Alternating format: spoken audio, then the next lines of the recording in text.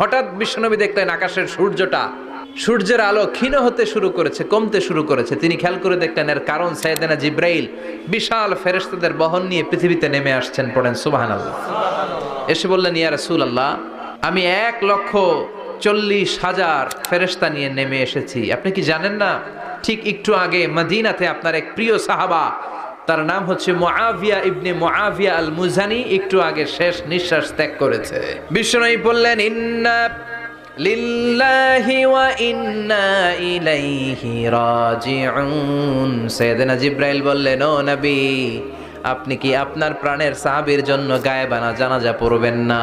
বিশ্বনবী বললেন, অবশ্যই পড়ব। সাহাবীদের মধ্যে ঘোষণা দিলেন, ও সাহাবারা, তোমাদের ভাই মুআবিয়া ইবনে মুআবিয়া আল মুজানি কিছুক্ষণ আগে মদিনাতে ইন্তেকাল করেছে।